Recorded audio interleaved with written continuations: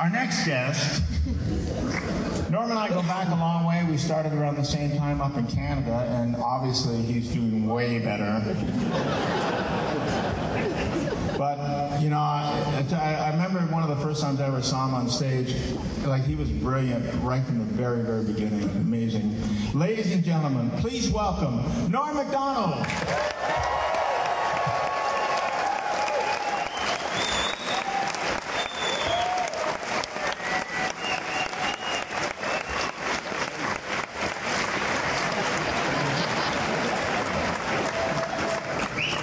What Norm does is he goes to the bathroom right before I go out. So it's me again.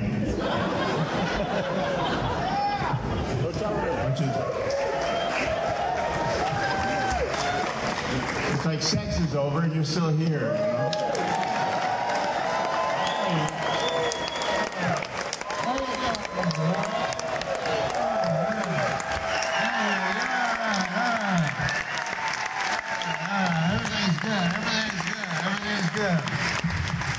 Steve is right. Sometimes right before a show, I go, God damn it, my cock is full of piss. And I go, I don't want to go out for an hour, you know, my cock's full of piss. So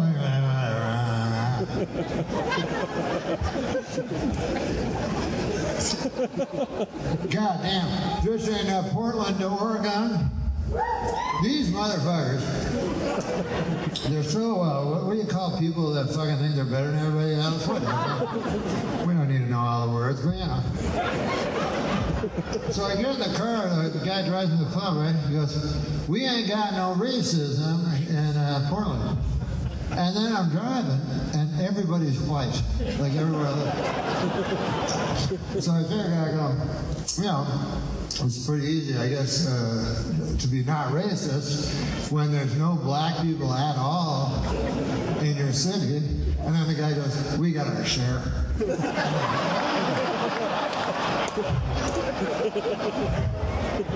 fuck? God.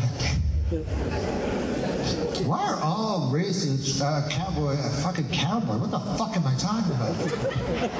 I'm talking a little fast, so I gotta calm down. There's been about 50 of these fuckers. I was gonna say, why are all cabbies racist? It's crazy.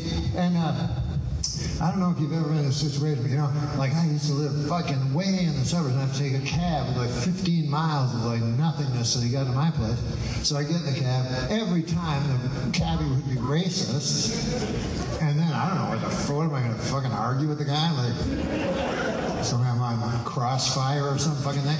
So I suppose I should, you know. Because that's what emboldens him. That's why he'll continue to say racist things, because everybody gets in his cab and goes, yeah, over there. You know? So I picked a cowardly way of doing it, but that's what I do. Because I want to get home. So I end up saying some awful things. I never say I don't say awful things. I just, like I'll say, yeah, he had the right idea. No question about that.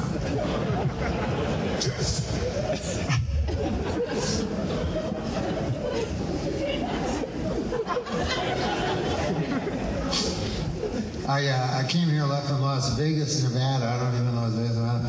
This place, it's irrational. You know what I mean?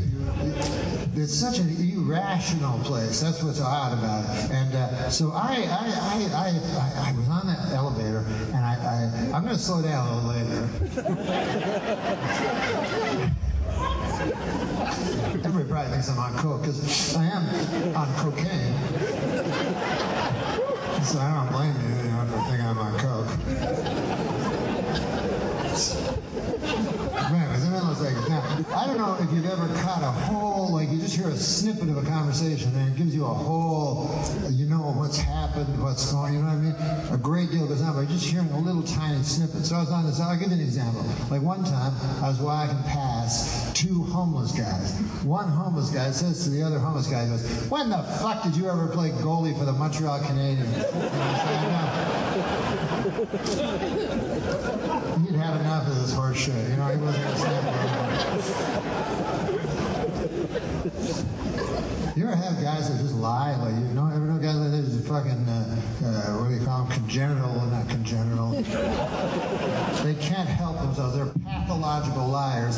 And everybody's not one of them. You know, they say things so fucking outrageous, and then you're embarrassed. They should be embarrassed. You're embarrassed, you know, because you have to go, you have to agree with them. And so one time I was washing dishes. I had a job washing dishes at the old spaghetti factory, which was fun. It's a great restaurant if you like old spaghetti. Especially from a factory. You know, I like from a factory. Oh my God.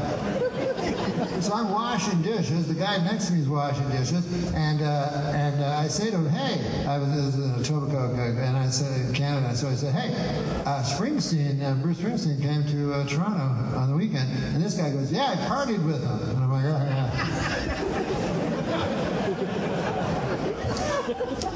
And he goes, "You can ask my brother." That's his fucking thing, you know. Like now with the phone, his family member, you know what I mean? Like, what the fuck? I'm just a guy washing dishes. I'm like, yeah, hey, listen, man, is this Tony's brother? Hey, man, I wash dishes with him. He washes dishes, and I wash dishes beside him. And I just wanted to confirm some outlandish fucking horse shit. And he told me that you're the guy. Anyways, none of this has anything to do with anything. Not that anything ever will, but what is that fucking type of... Oh yeah, it's like a snippet of conversation, right?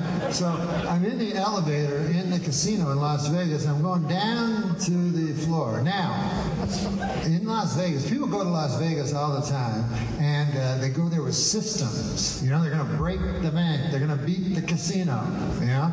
And sometimes these systems actually don't work at all. So,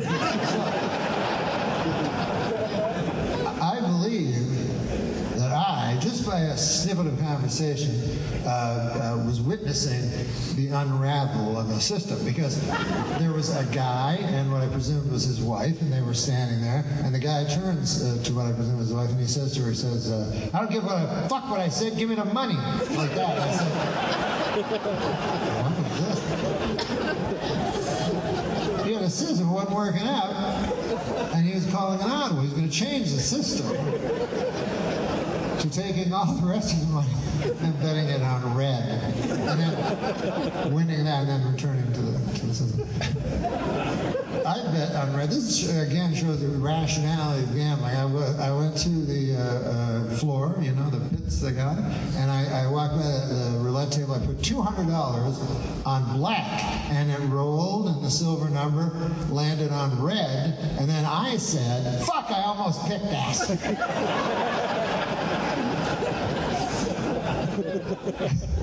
Everyone understood. They're like, you can't overthink it. You know anything about the game of roulette? You go first instinct.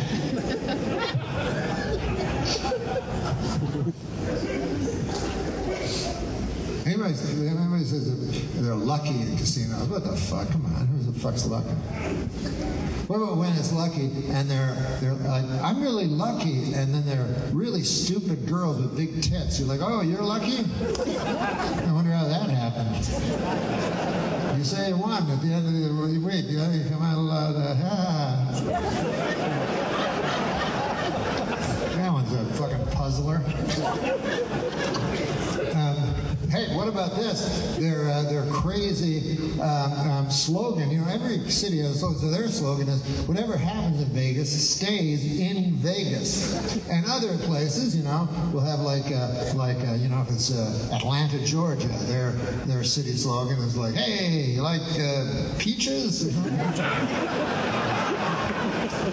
We have nice baskets of peaches, and you're happy, you know?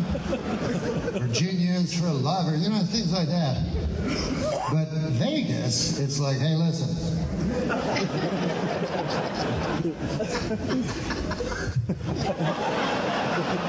And it's not actually real. It's not like you can kill someone in Vegas and hit the road, you know? They'll find you. They'll bring you back, they'll arrest you, they'll fingerprint you, they'll cuff you, you know? They'll put you in front of a jury of your peers. So trying to think, what's the real me? What do you really know? I said, what does that really mean, you know? What happens in Vegas stays in Vegas. So I thought about it for a long time. I pondered, I ruminated, you know? And finally I come up with this. This is what it really means. You can go to Las Vegas, have sex with a prostitute, and she won't tell your wife back home where you live. They're very discreet, the Las Vegas prostitutes. Not like those small town blabbermouth whores back in the Midwest, you know, those fucking gossipy.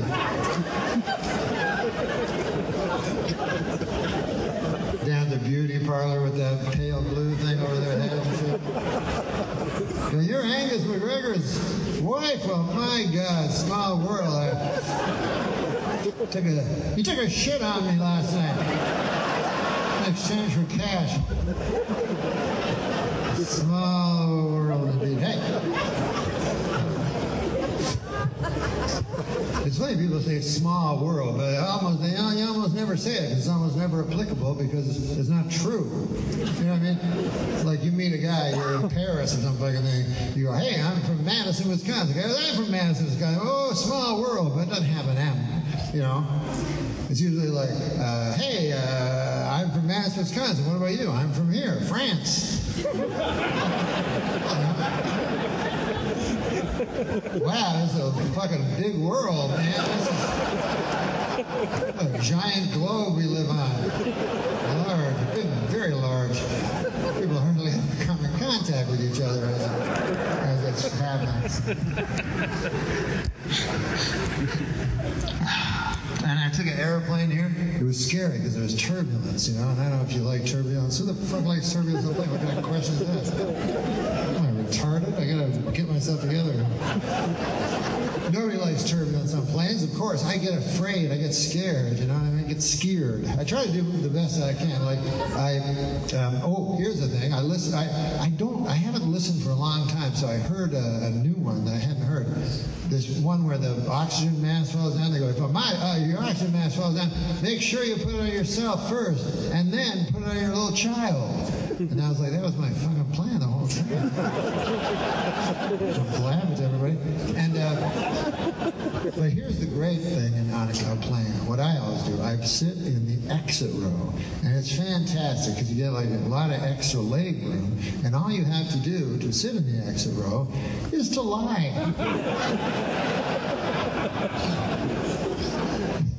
Seems like you're getting a bargain, you know. The stewardess comes, or the flight attendant, lady, you know, we don't call them. We used to call whatever.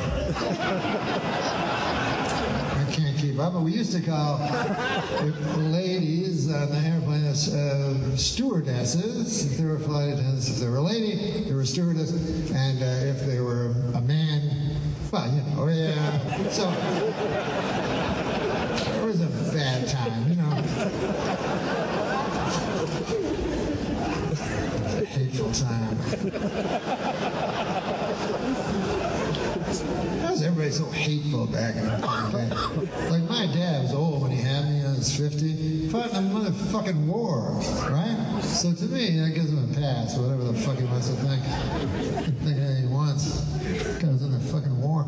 I got like an 18-year-old kid telling me, I'm like, yeah, my dad, man, he was this fucking guy was. You know. And so anyways, he's like, yeah, it sounds like a bad. I go, no. You know, he was fucking, if he was old, he'd be 1,000. He's, you know, he was 50 when he had me. Old man. World War II. This guy's 18. What the fuck am I going to learn from an 18-year-old? You know what I'm saying? 12 years ago, the motherfucker was 6. And suddenly, he got opinions? Everybody got opinions. I don't know what happened. But anyway, so I'm on the airplane, and that's what, so you sit, this is what happens. You sit in the exit row, and then the steward, the flight attendants, they come up and they say, listen, in case of explosion and everything, and the white and black smoke racing down the fuselage to grab your neck and choke you. Would you mind just like, hey, after you, please?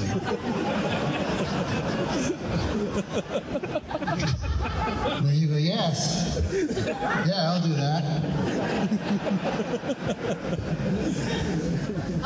And they have to hear it verbally now. They can't just fucking nod your head. It's not binding enough. You have to say, yes. So then later after the crash, and the...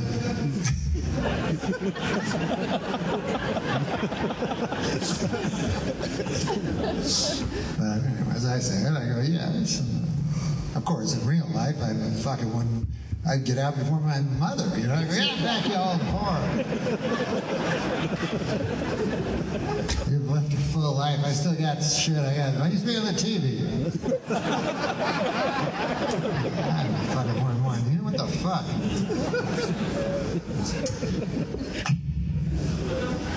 But listen, I don't know about that. They just tell you all this shit so that you'll be a little calmer on the airplane. Because if the airplane does go down, that fucking stuff, the seat cover, or what is it, the cushion works as a float. You ever hear, hey, today a fucking plane crashed in the Pacific, but everybody's cool, they're floating around.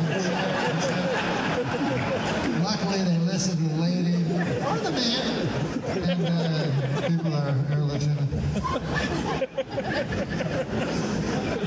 Also, if you crash at that velocity, you're like dematerialized. You know what I'm saying? You're like it just reduced to your essence, your stuff. Basically, I would say. I would say at that point you're a bunch of stuff. They find an airplane full of stuff. I don't know if you've ever seen pictures of airplane wreckage, but you can look at it and never see a body. There's a suitcase here and there, and they show the whole picture.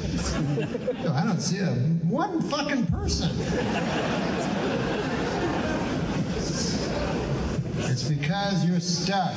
Ashes to ashes, stuff to stuff. And, I'm sorry for quoting the scriptures, I hate to do that. But you crash. Now, then they call it remains. The big fancy word for it, but you and I know it's stuff. And they do this because victims of the relatives of the victims want the remains. I don't know why, but it's a big thing. It's a big thing. Brings them closure. You know what I mean? They're at home, they're like, God, man, I can't get to sleep. I had my poor son in his final moments. If only I could see his remains. And then I'd sleep well. There's a chance they bring me a bag of his remains. The fuck? And it's not like you're going to get the real remain. Like it's not. They don't go on the plane and go, look at that lock of strawberry blonde hair. That looks a little bit like Agnes over. Did somebody see her thigh bone splinter earlier? Why don't we? There's no reconstruction going on. All they do, maybe they find your ID. Go, look at this, Norm McDonald. It said here he weighed 190 pounds. All right, shovel 190 pounds of stuff into the bag. Now, write Norm on the side of that bag. Send it to Norm's mother. She'll be happy. She'll be thrilled. And then my mother gets it. Excellent. Look at that. It's a Norm, all right. Hey, I don't remember him having 3 eyeballs. I guess none of us really knew him, really.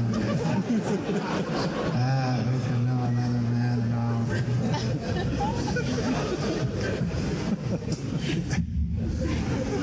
But anyways, I don't want to talk about this fucking...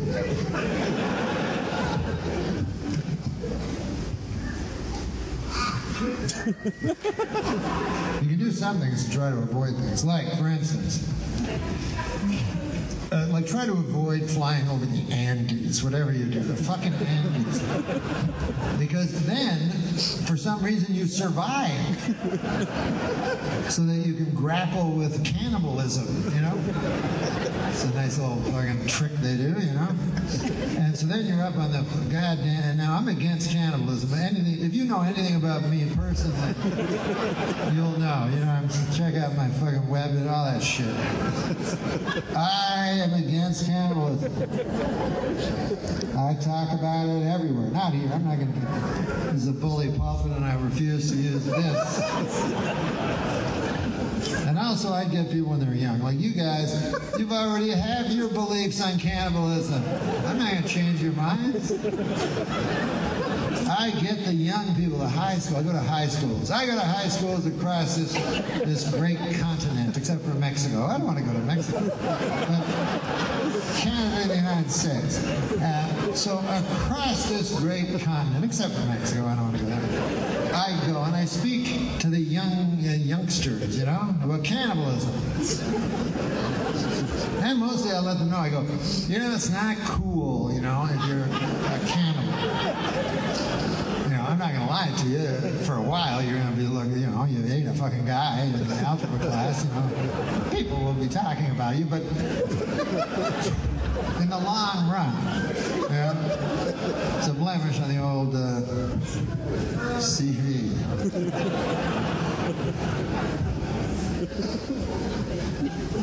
But, you see, sometimes I think, oh, I'm on my high horse. Oh, I'm against cannibalism. Oh, look at me. I'm better than anybody else. But that's because it's never been put to test. You know, that's why I avoid the Andes, because I don't want to be put to the test of my beliefs. You know what I mean? Beliefs are shaky, as the scriptures say. You know, now, let's suppose I live in a world, in this, the greatest possible country, in the greatest of all possible worlds, and there's always cheese sandwiches around.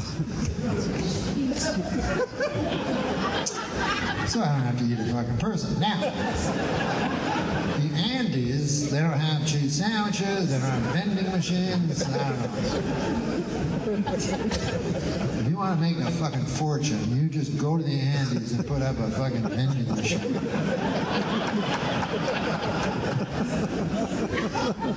But they don't have any. So I try to stay away from them. And then, so people crash, and then they have to grapple with this moral issue, whether they're going to consume a fellow human being. You know? Consume a fellow man. And, of course, at the end, you know, they always break and do it. And they always wait too late, too long, and then they're just mad with hunger, so they just rip into the co-pilot, fucking eating them, you know? That's no way to eat. That's what I've heard. You're not supposed to gorge. That's what. I'm not a nutritionist, but someone told me grazing is the way to eat. Small, like you're supposed to have, like for breakfast, a small portion of co-pilot. And then at lunch. But that's why you should know what you believe, so you don't have to make up your moral compass. You don't have to set your moral compass under these situations. You should know before you even get on a plane. Like I know, like if I'm on an airplane and there's any turbulence at all, immediately I'll go, I'm meeting that fucker at 4F. Big fat guy in first class. I seen him when I walked by. That guy looked delicious. And then I would find that guy, fucking drag him behind a snowbank. And everybody else would be like, oh, getting hungry. I'm like, yeah. Me too, in a way. Crap.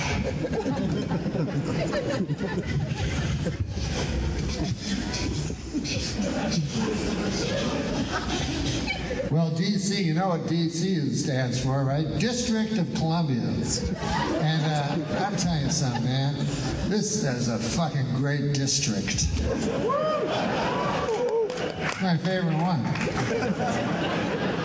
In all of these United States, this district, now you guys all know why this is a district, and later maybe somebody will tell me. But I don't know. I was thinking of finding out today, like when I was here, I was like, I should look up on the computer why it's actually called district. But instead, I listened to Alex Jones for 9 hours. That guy's a fucking charmer.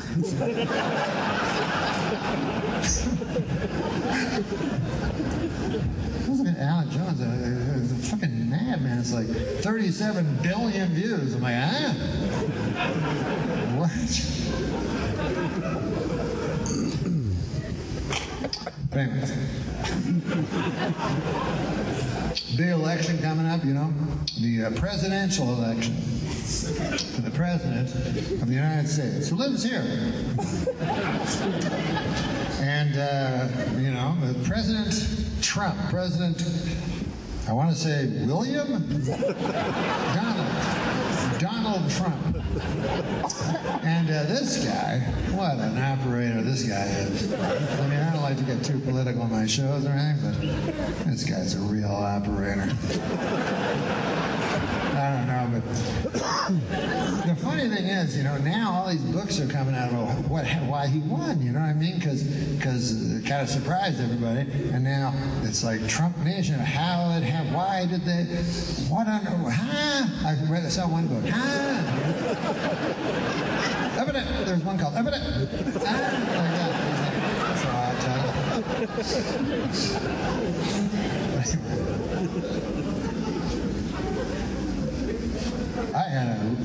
I'm a simple man, but I had a little epiphany one night. I was like, I don't know if this had anything to do with it or anything, but think about this. Yes, Donald Trump won, but he was the only guy running.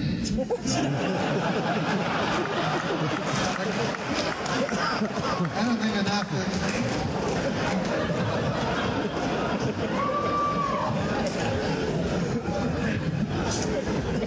As we know, a lady ran against him for the first time in American history, and what a great fucking timing that was for that little experiment. Didn't work out at all. She actually wrote a book, and you know they say don't judge a book by its cover. Hillary's book, not only can you judge it by its cover, you have to read it. Like, you just the cover itself says everything. This is the cover. I walked by, I swear to God, I looked in the window of the bookstore and I saw it, and this is what the cover said. It said, "What happened? Hillary Rodham Clinton." She was so self-aware.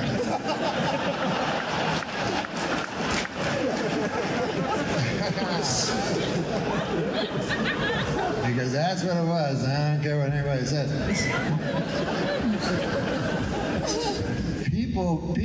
People said, we hate Hillary so much. There's such burning, raw, red hatred. We hate her so much. You know what? We're going to vote for somebody we hate more than her. Just to rub it in.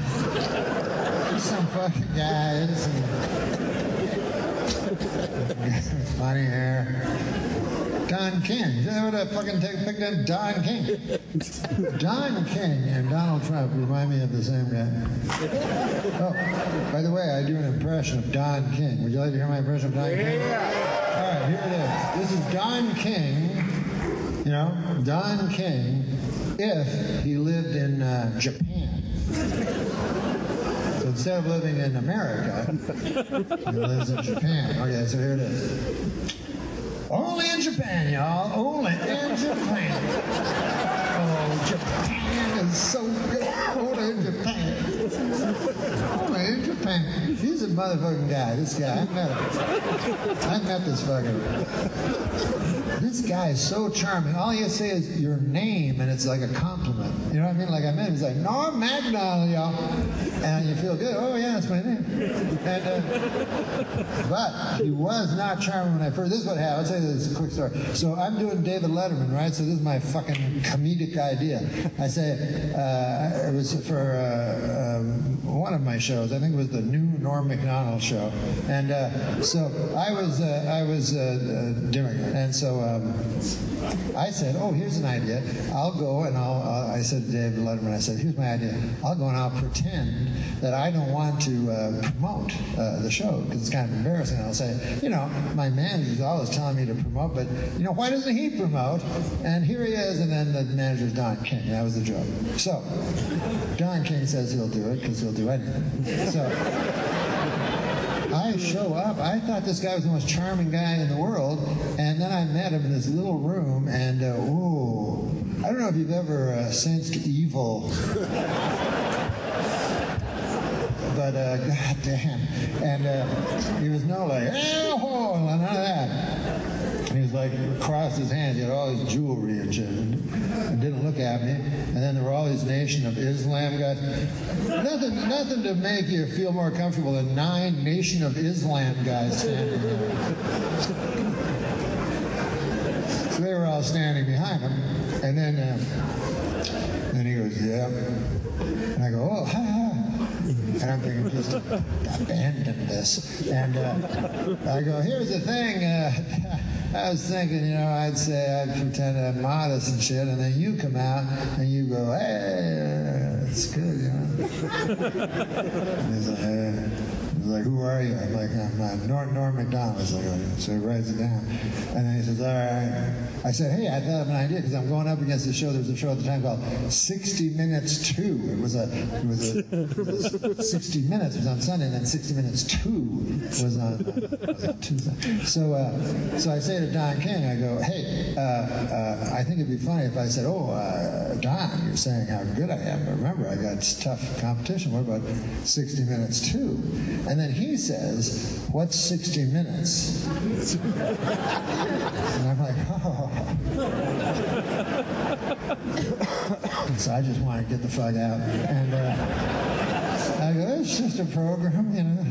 And so he turns to one of the Nation of Islam guys. This was before computers, as I find out about them. So I'm like, but you don't have to, you know, we can just abandon the whole idea, you know. And he's like, no, we'll do it.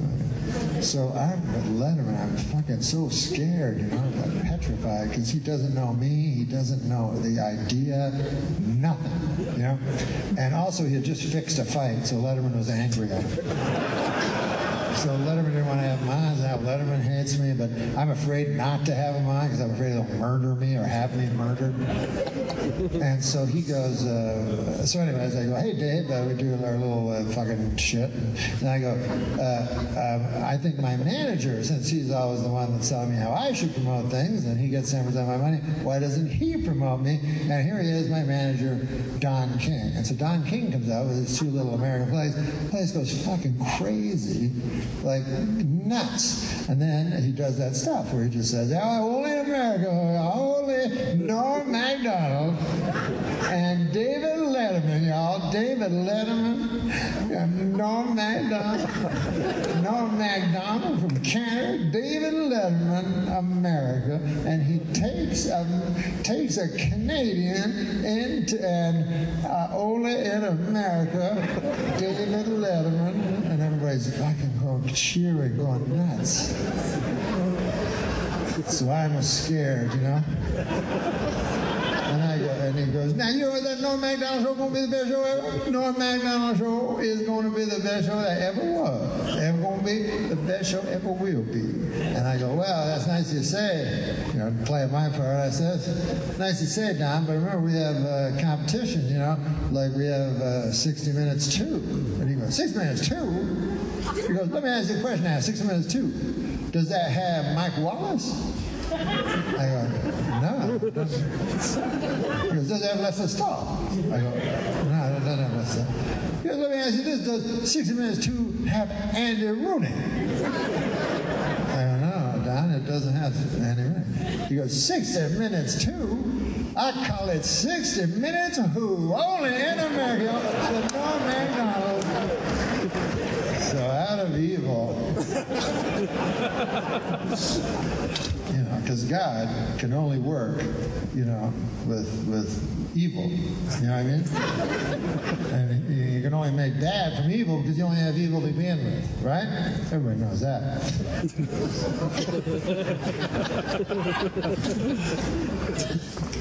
But, you know, I never told a story before on stage about something that happened in my show career because it's so fucking lame. Like I see other comics, I go, but then you guys fucking made me somehow. No, I'm just yapping. Oh, I was going to talk about the upcoming election. Hey, what about this upcoming election, though? It's going to be a serious thing. Serious. You know, there's going to be a lot of people that want to be president, you know? And they're going to be trying to get us to vote for them to be the president of the United States. And you're going to be asked, it's a scary time for me because this is where you really, those opinions are going to come out. People are going to be asking you your opinion, you know? And you got to have an opinion nowadays. I don't know if you've noticed this, but when I was a kid, people would have like 7, 8 opinions, like tops.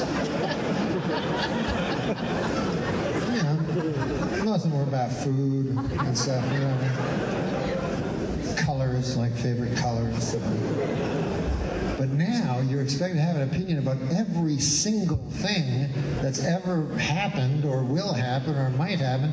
And so you'll see when the election starts, the commercials will be targeting the people that are very smart, you know what I mean? The very smart people on one side, the very smart people on the other side. And they'll try to get those people cemented up, you know? So the commercials will be very difficult. I remember this from the last election. It'll be the same this time. Like a guy will come on and, you know, he'll say, or a lady. I say that a lot. And a guy will say, listen, if you want to know my answers to climate change, as well as the immigration crisis, as well as unemployment and prison reform, then you should go on my website where I have a 35-page position paper explaining all my issues. And then I go, oh no. I'm not going to do that. Listen, you seem like a fine enough fellow and all that, but here's the thing.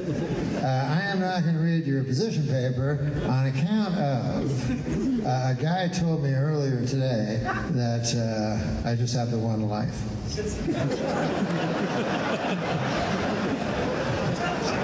Your choices are to you. I still have 2 seasons of Matlock I got to get through. You know what I'm saying? Can't be reading.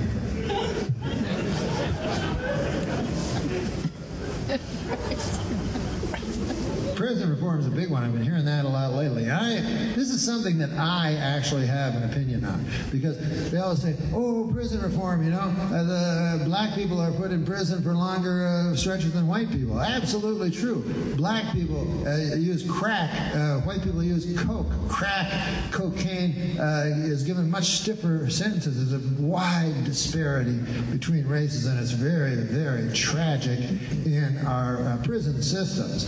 But here is the first thing to reform prison. Nobody wants to talk about it, but clearly it's the getting fucked up the ass.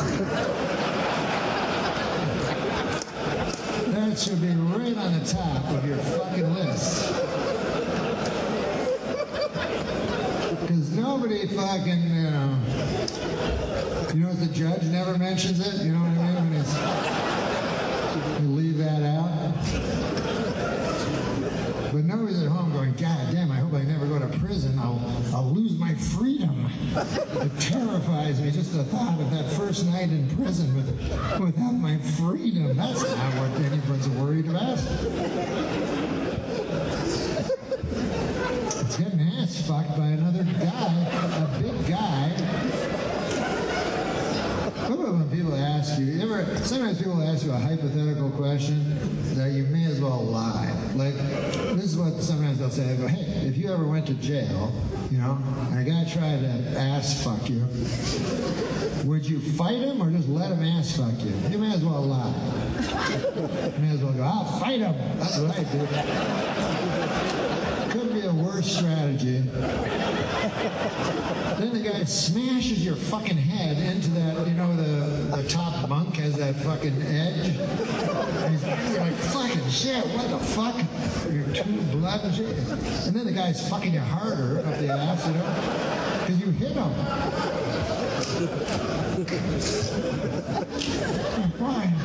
Why the fuck you hit me? That guy told me you'd respect me or something. I don't know why I do things. But yeah, you know, let's just be clear about it. And then they go like, whenever there's all these drugs in prison and ass fucking, and then they go, why? And then the guards go, well, what can we do about it? I mean, these are prisoners, you know, and what are we supposed to do? Are you fucking kidding me? They're behind bars, and you have guns. Nothing you can do to stop this.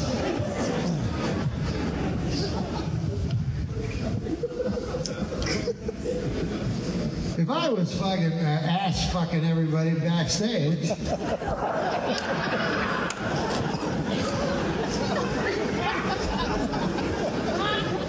know, that guy over there would stop it. He'd go, hey! We've talked about this before. No cocaine, no ass fucking. I'm like, come on, cocaine? All right, you do it. But don't mention it on stage at the start or nothing like that.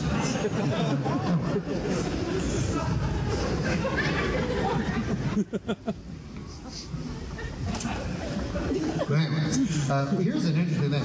I have no opinions. Basically, my opinion is I don't know. You know what I mean? Most of the things. Because they're too complicated for me. You know what I mean? I don't know. I don't know. Ask a smart guy that wrote a book about it. Don't ask me. You know? And I know a lot of people don't know because a lot of times you'll watch a CNN or something like that, right? And they'll have a poll and they'll have a question. And the question will be very difficult. It'll be like, do you believe the Sea of Japan and its many encounters will hurt the GNP of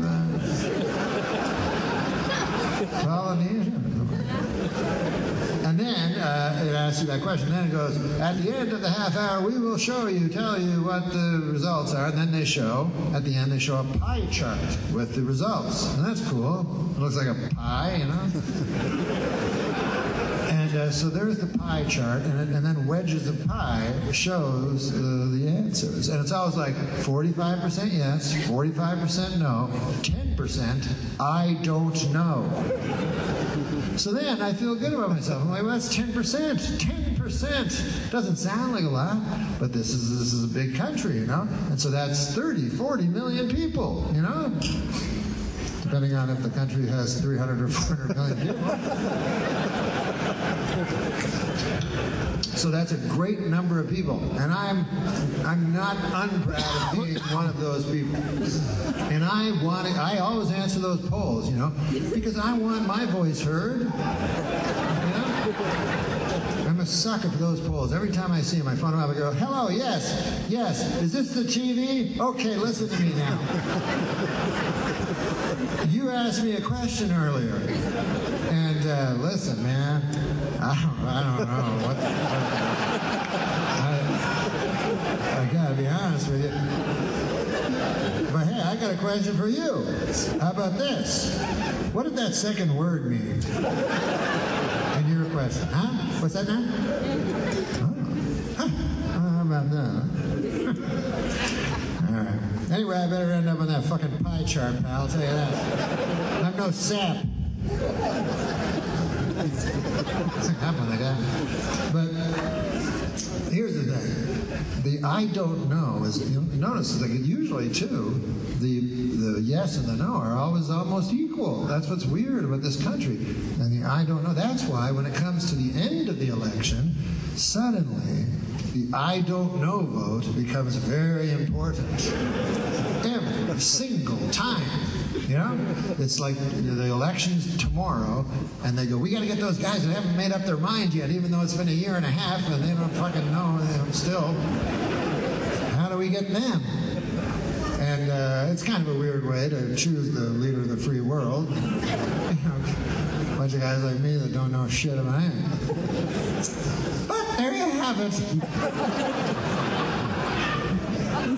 Then the commercials are no longer about 35-page policy papers, because then they're trying to get guys like me. They make it very simple, very easy for us to understand, you know?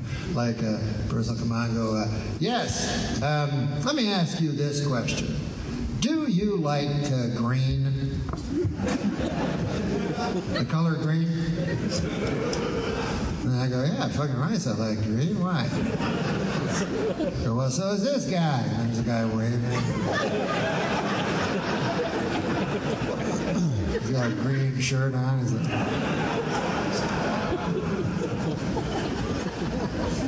and then I'm like, Ruth, get the fuck out of here. Come and see this guy on the TV. Finally, a guy. You know how I'm talking about how cool green is all the time and shit?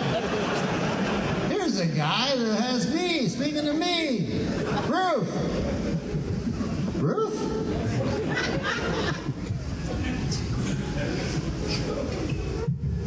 This is what I read. You know how they say you have a brain behind your brain, that kind of... I don't know if it's true, but you know what I'm talking about. Subconscious or unconscious, whatever, you know? You don't know which one it is, but it's one of them. So you got your regular brain up here. That adds things together, so you know how much this cabbage costs. But then, there's another brain behind. And you don't even know what it's fucking thinking or anything. It's a mystery even to you. And I don't even know if I buy it. But I did read this. They said that when it all comes down to it, the way we choose our president in these United States, despite all the how smart we are, actually it's the other brain, the back brain, right? It decides, and this is how it decides. Who would you rather have a beer with? Isn't that odd? And it goes a long way to explaining who's the president today. Because who the fuck wants to have a beer with Hillary Clinton? Seriously, like, that would be probably the least fun beer of all time. You know what I mean? Like, is that right? How do we get another beer over? And yet, who would be more fun to have a beer with than fucking crazy Donald Trump? Most fun guy ever in a bar of all time. You know what I mean? Just drinking, going, What's it like fucking sitting in a golden chair all day? God damn, it sounds like fun. He's grabbed by the pussy, huh? God damn, see, a fellow like me, I'd never think of that. But I'm just a regular fella here to start. Here's another thing. He said that this works for celebrities. I'm somewhat of a celebrity. I used to be a bigger celebrity. Never did this. First of all, it never occurred to me. You know, I'll admit, I tried to find ladies and convince them to let me lie down on top of them. I'm not nobody special. But just this, you know, confidence of just grabbing, what the fuck? Plus, I don't even know how it's physiognomically possible on account of a lady's, you don't grab, you know what I'm saying? It's inverted, a lady. I don't know if you've ever looked. I don't know if you ever looked closely, but like I could easily grab a guy's fucking hot cock and sweet balls, you know? That'd be nothing.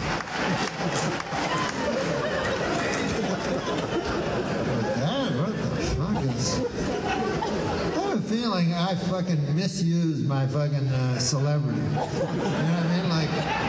Like for instance, my kid, he's a retard. I put him in a retard college. I didn't fucking know. Like nobody told me, hey, your retard kid can go to fucking Harvard. I would have gone, what? I'm paying a fortune to put him in a fucking retard school. I'd rather put him in a fortune and a half, get him in Harvard, whatever.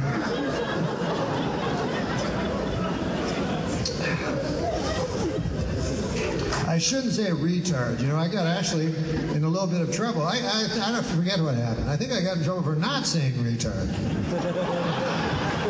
I tried to change. I said, I was about to say retard. I said Down syndrome. And anyway, that was worse. I don't know.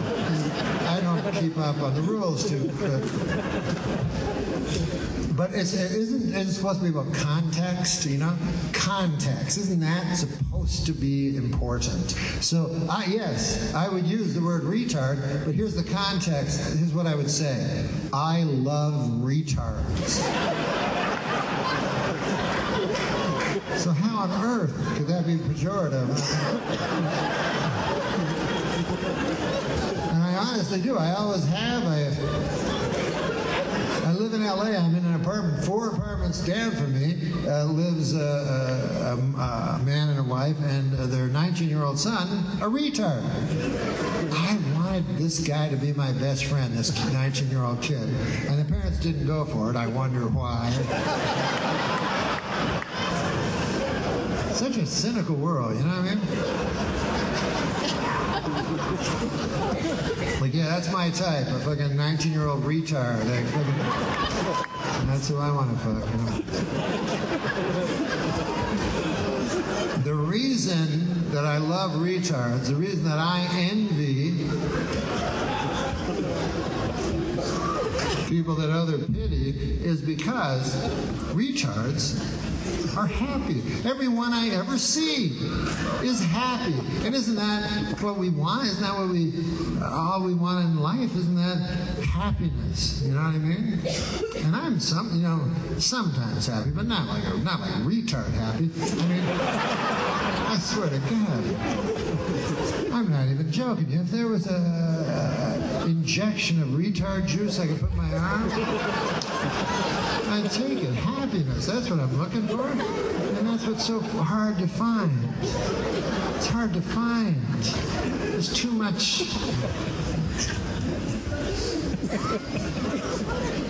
I remember one time I went to Frontierland. This is a fucking place. We have a fake bank and guys who fucking the sheriff and the guy runs out with a green bag. Stop his blackbird, all that shit, right? Then there's a sign that says, would you like to be a pan for gold? I go, God damn right I would. Me and my brother, right? So this old prospector comes. The guy's not an old prospector. And he's like, hey there, fellers, you know, whatever.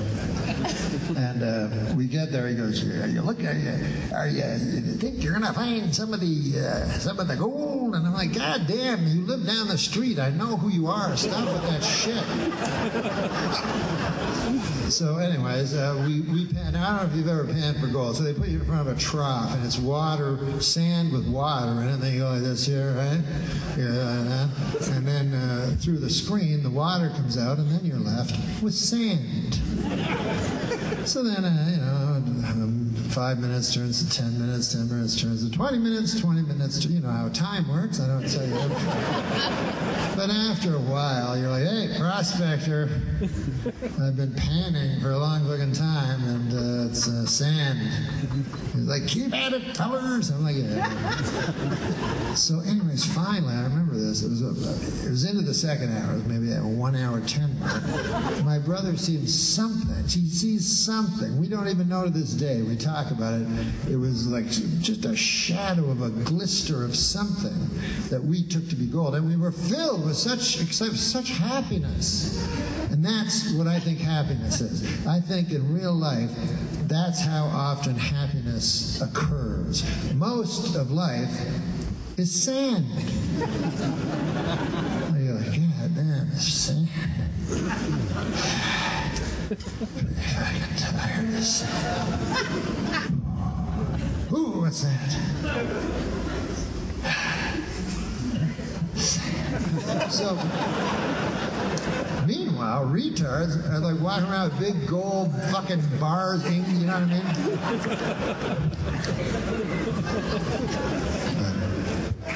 I don't know. I cannot understand people pitying people that I envy. What is to pity? You know? There'll be like 4 retards talking and 2 guys will go like, look at them over there laughing. Oh my God, it's a shame. They don't understand the horrors of life. That's the problem. That's the problem when you get down to it. No cure, they'll probably die laughing like that. They'll probably die happy. Think about that for a second.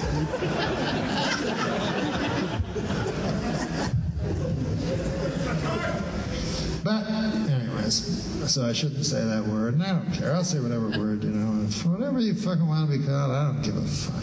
I can give a fucking fuck. And I understand, you know, that when we were young, we were hateful. You know what I mean? Like, I remember going up to my dad when I was a little boy. I said, Dad, I think maybe I'm a girl. He's like, I thought you had a cock. I'm like, oh, now you got me. You know, because that's how hateful we were back then. We were filled with hateful, vile hatred. Of course, you know, if we weren't so hateful, we would have said, oh, well, you are a lady. You're a little girl with a cock. Listen.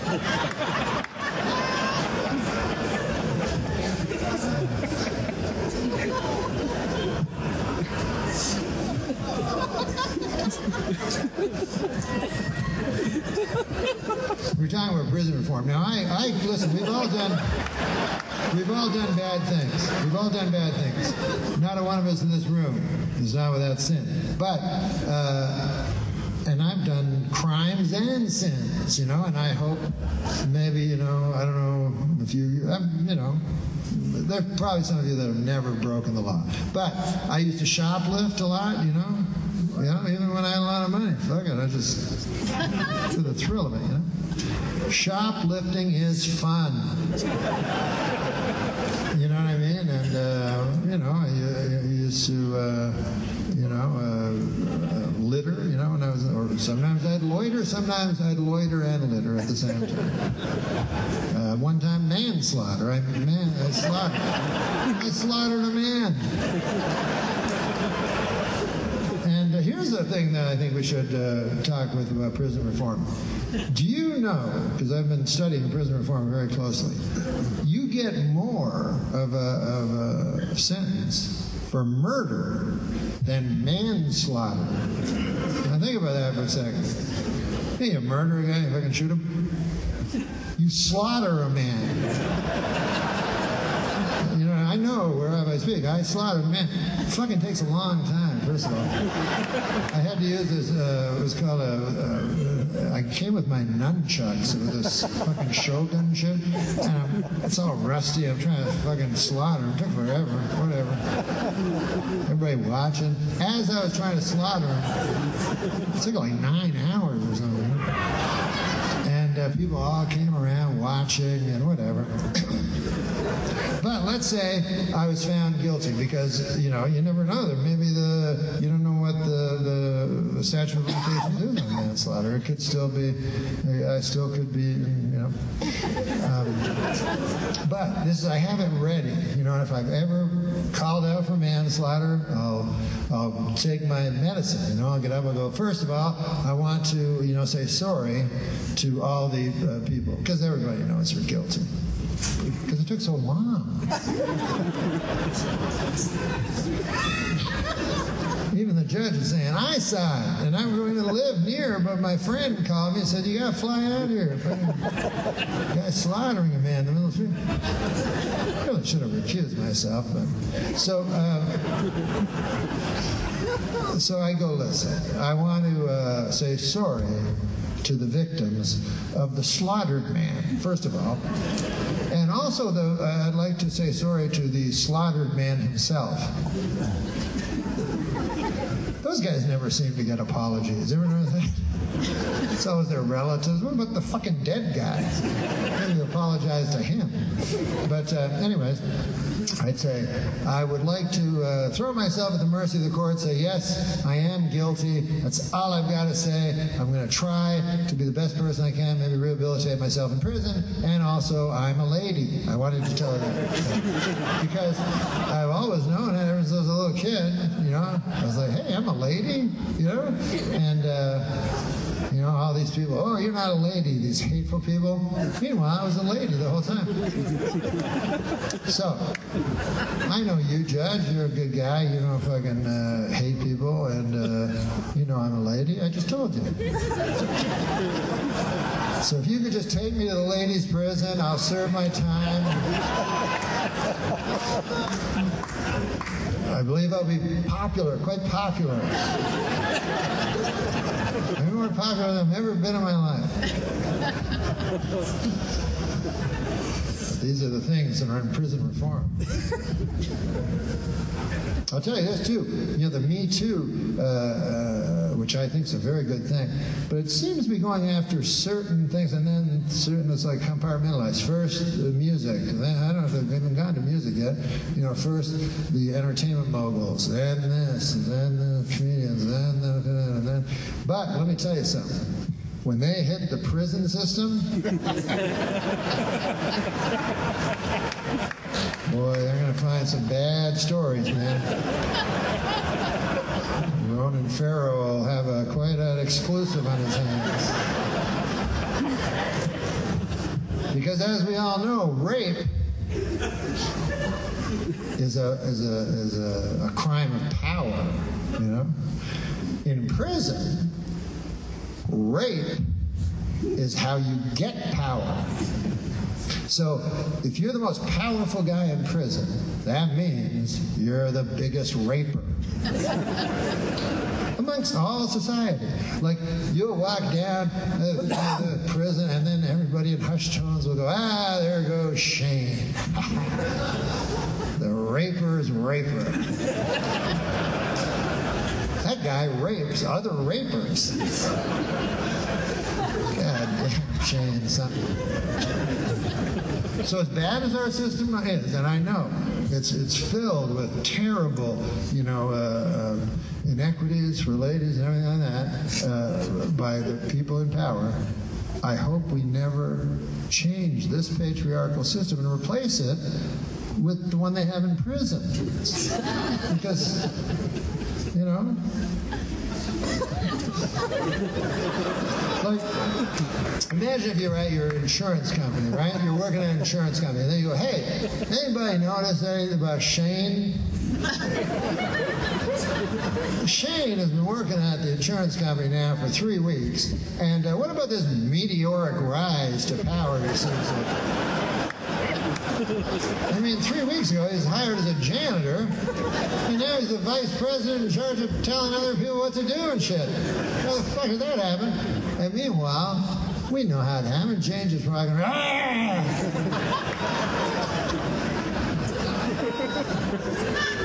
World's greatest fisherman. And then that's Shane's office. And that continues on and on. He keeps, you know, rising up. And then they have a, you know, they have an emergency board meeting, you know, where the CEO is like, listen, we started this startup. That's why we started it. And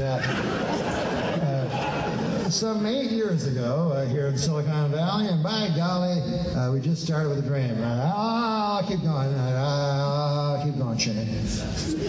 But anyway, I just want to say that I'm retiring today, and I'm turning over the reins of power to Shane, because I think it's time for some new blood. And Shane? And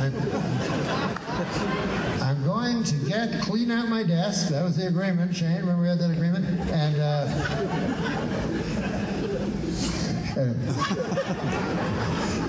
or I could just, I don't have to clean out my desk. Like, you could just put all my stuff from my desk into a box and throw it out the window or something like that. That'd be cool too. I just want to take this chance to say goodbye to the chains. Like, ah!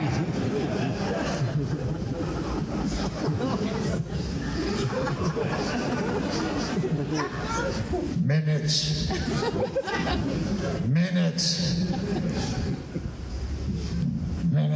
Anyway,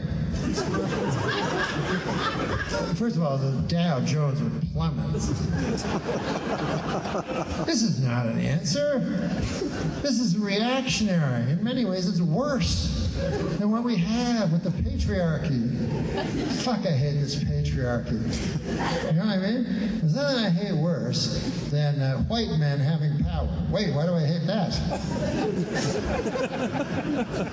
Man, let me rethink that. I'm sorry. I love white men having power. I forgot who I was for a second. I am a white man. Yeah, what am I, fucking crazy?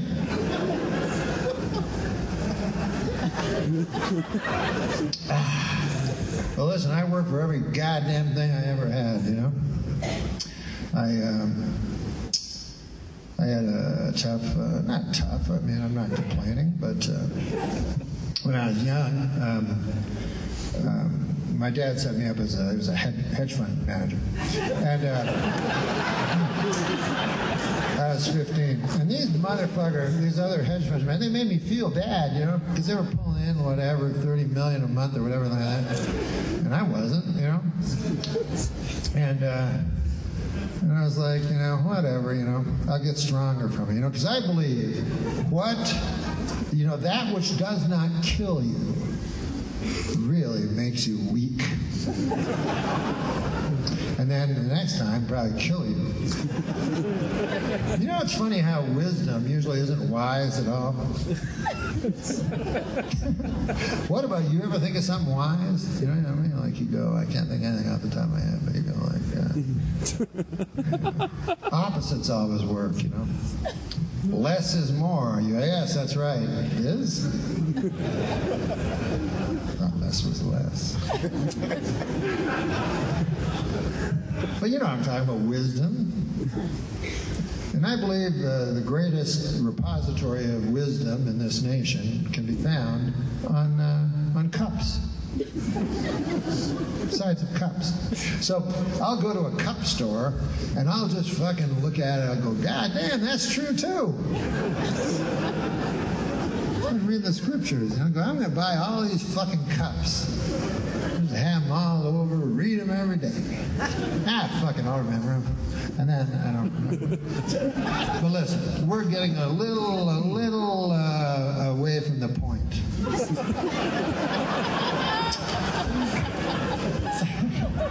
No, listen, I don't have a point. I apologize for that. I should have said right away. Should let you know, I don't have a point. But it would be funny if I had a point, like right now. Like, if I pull down one of those big fucking things, whatever they are, I had a point. And then I pulled out a pointer and I pointed to the point. And like, here's the point. New Zealand, the sleeping giant. I don't know what they say. You get the idea?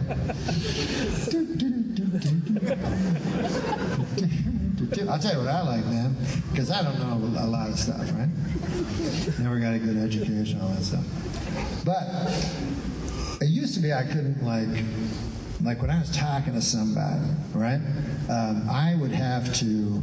It's hard to talk to people one-on-one, like in a party, because, like my friend said, it's really easy, Norm. All you have to do is listen to the person, you know? And that's true. You do it. I'm excellent at that. That's my best thing, is just listening to the other person talk. But then, eventually, the guy stops talking. And then you're like, oh, I forgot to think of something to say.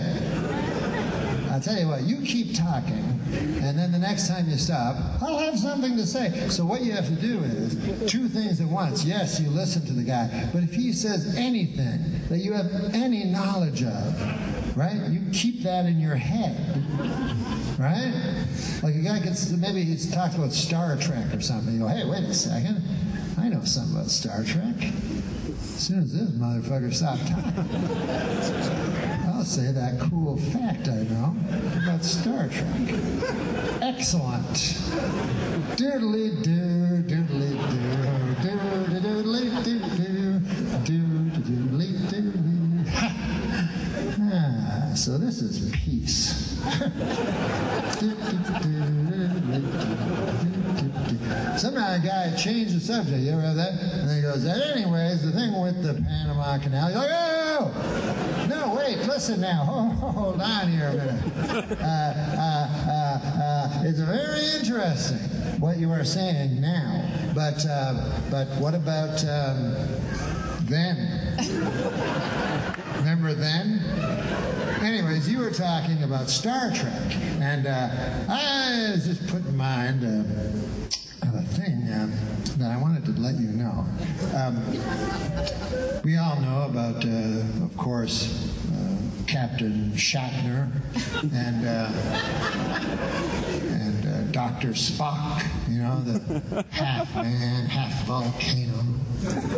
But what a lot of people don't understand, and what they don't know, is that the starship that they drove around in space was not actually called the Star Trek. It was called the Enterprise. Okay, you talk for a while now again, and then they talk for a while. Also, thanks to this here, which I don't have to show you, I could have just told you, the magic phone, it's great because it democratizes knowledge. Knowledge is power. That's what somebody said once. Now, if you have all the knowledge in the world in your pocket right here, you know, so I can talk to anyone now. They can bring up anybody. You know what I mean? They can go, I don't know if you know the actor Robert Carradine. And I go, of course I know the actor Robert Carradine. I got to go to the bathroom. And then I go on my magic phone. And I go back to the conversation. I go, yes, I was just thinking about Robert Carradine. And you know what I like about him? First of all, he was an American actor.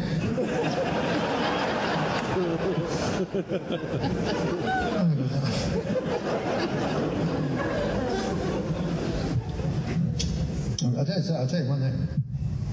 In Los Angeles, Hollywood, the most cool thing is meeting a celebrity. You know what I mean? Especially a celebrity from when you were a little kid, because they don't even seem like real. So, I met Matlock, right? Now, that's not his real name. I don't know why the fuck they do that, but they change the guy's fucking name, like, you know. He's on the Andy Griffith Show for fucking 12 years, and now he's Matlock. You're like, it's hard enough to fucking believe this horse shit.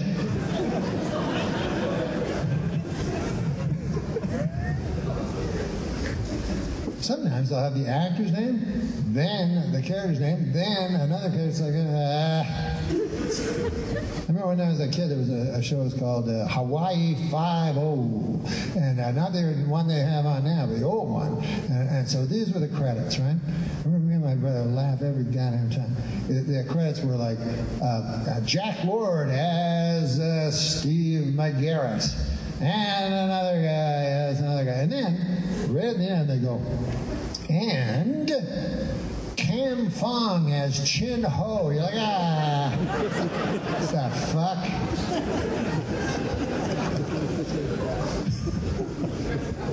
Couldn't give that one the same.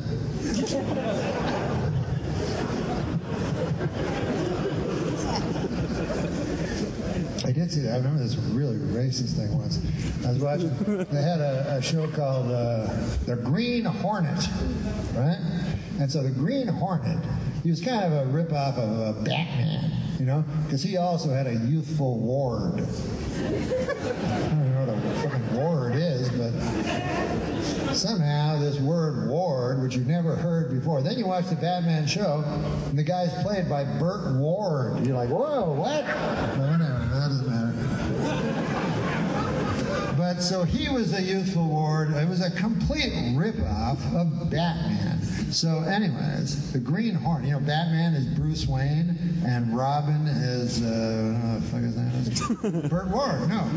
See how fucking confusing it gets? Okay, what was Robin's real name? Dick Grayson. Thank you very much. So, Batman was Bruce Wayne, Robin, Dick Grayson. Then, on this very short-lived series, the Green Hornet, right? The Green Hornet was played by, I don't know the actor, but I know that I know the ward was Bruce Lee. That was the coolest thing. So here it is, right? The Green Hornet. His alias was like Lance Carruthers or something like that. And then Kato, his alias was Kato. Can you get any more racist?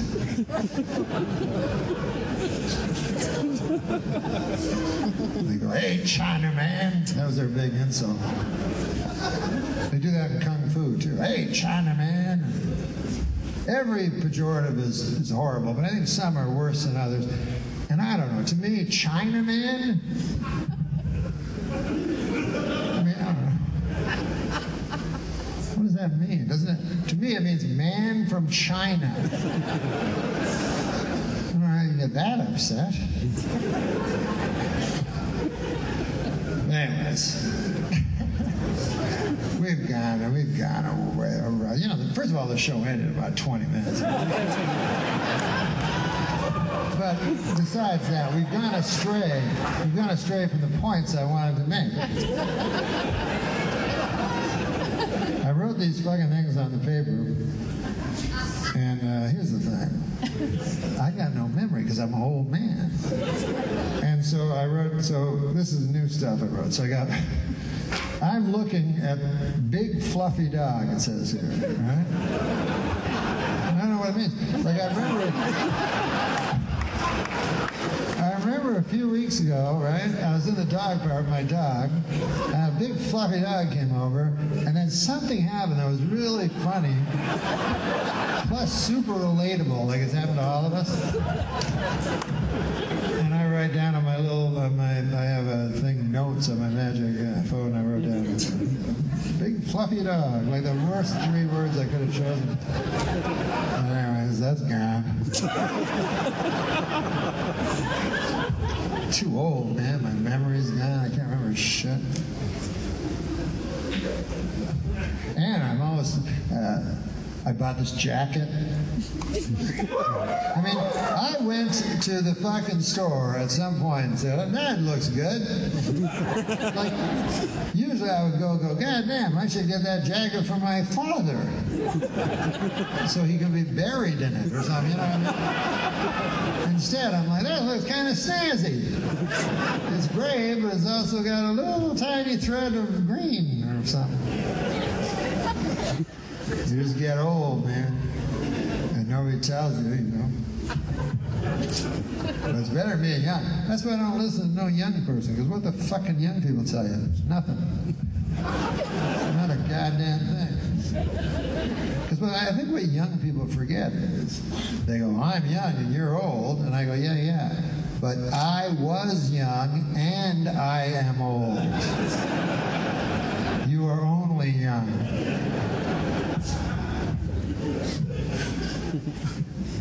But mostly the difference between a young person and an old person, an old person always thinks he's going to die.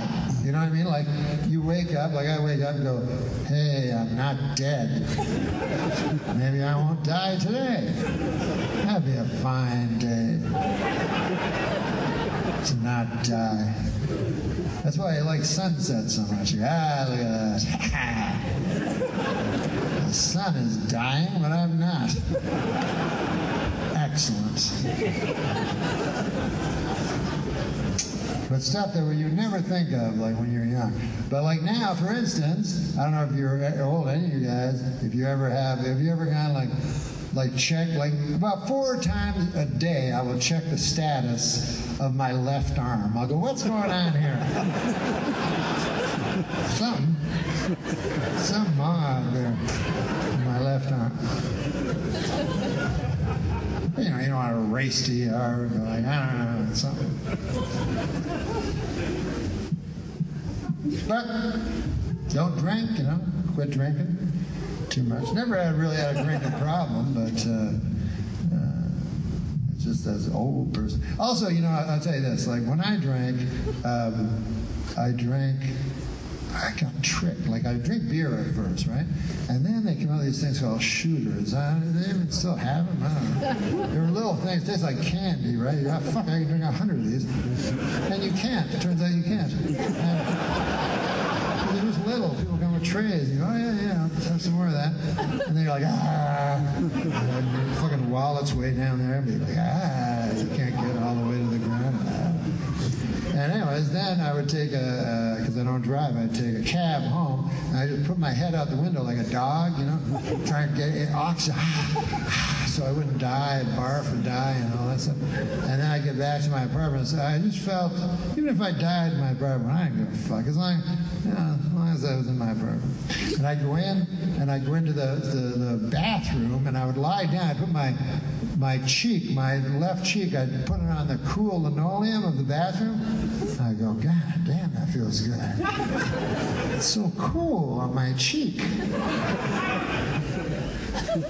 I had to get the whole joint made of cool linoleum. Yes, sir. Yes, sir.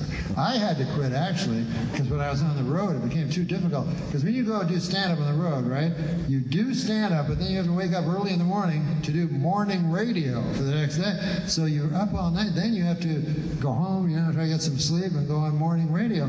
So I'd get home real drunk, you know, and I'd phone down. I go, yeah, can I have a wake-up call, please?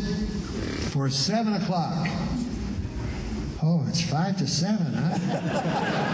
God damn, you know that well, I better let you go. You'll be dialing soon. I don't want to keep you get to it. See, my hair is all white. I used to dye my hair. I go to the fucking, the hair guy and I go, listen, I got to go on the TV. Can you paint my hair black? Like, so black, so utterly black that it looks red?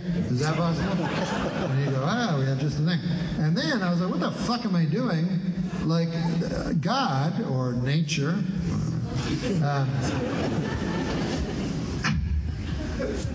God, or as dumb people like to call it, nature,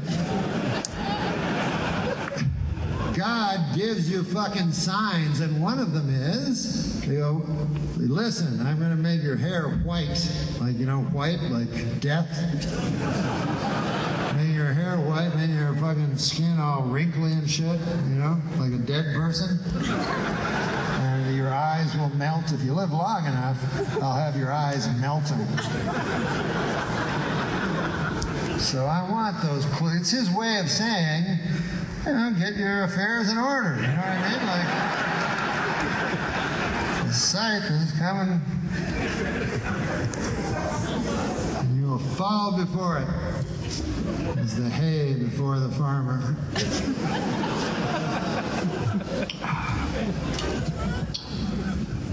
I got a living will. Here's the thing. A doctor could never give you good news. You know what I mean? Like, think about this. A doctor is never going to come out and go, hey, Mrs. Jorgensen, we looked at your blood panels, and good news, you're immortal. Here you go. You don't have to come back no more. Congratulations, Mr. All they can say is, well, Mrs. Morrison, the blood test came back, and you are completely healthy. I'd like you to come back once a year, and then one day, I will tell you something that will shatter you. Here's a hint. I will say, maybe we should bring your husband in. If you ever hear me say that, you may as well faint immediately.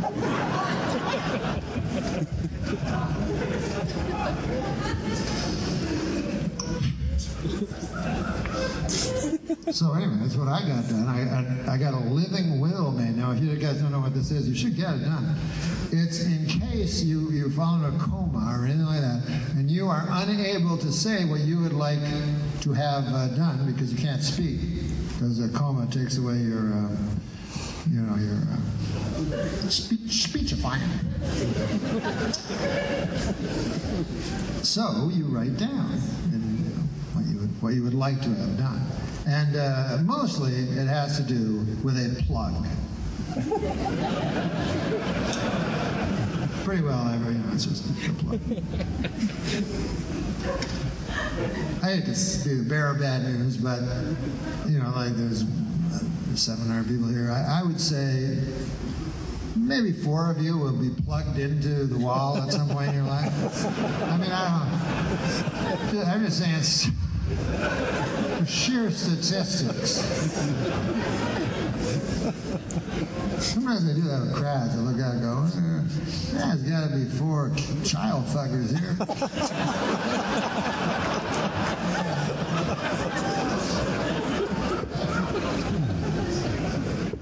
As I said that last sentence, 4 people were like shifty-eyed. Look for the shifty-eyed motherfuckers on that last one. But anyways, 2 or 3 of you will be plugged into the wall. And I'm not going to say which one of you it is, because I don't think that's fair. But one day you'll go to the doctor and you'll go, I hate to tell you this, but if you go to room 13C, we'll be plugging you into the wall. Right now, yeah. So then you're in a coma, right? So then, that's when you have the living will. They pull the living will out. Like my living will is very simple. It just says, keep your fucking paws off my plug. I don't want anybody touching my plug. Couldn't be more simple. That's where people make a mistake, because right now, a plug, I don't give a fuck, around a plug. What's a plug? Well, it's very important at that point in your life. It's the most important thing there is.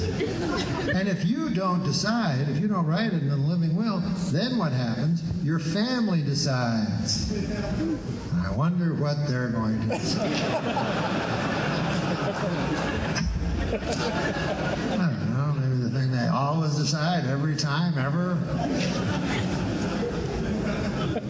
And I understand it, I understand the wicked ways of men. Not even wicked, just sinners, you know what I mean? Like, let's say you have somebody in your family goes into a coma. It's fun for a while, you bring in your friends, go check this fucking thing out. That thing used to make pies and shit. That thing right there had dreams. That thing had dreams. I'm not kidding you. That thing there had envy. And it doesn't now. You think it would now. But anyways, after a certain period of time, like with anything, the novelty wears off. Now,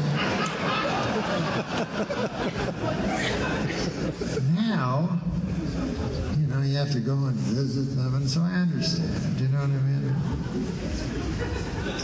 And what are they going to decide? After a while, I know what's going to happen. Like, I know my family, My brother will be going, hey, Doc, remember when you asked that one time if Norm ever mentioned what he might like? I was thinking about it last night, and I remember one time we were at a cheese sandwich store, so we're eating a cheese sandwich, right? So I says to Norm, hey, what do you think about if they plug you in a wall and stuff like that? Like, do you have anything maybe that you'd like to have an opinion or something? And he looks at me and says, yeah, he says, you should kill me.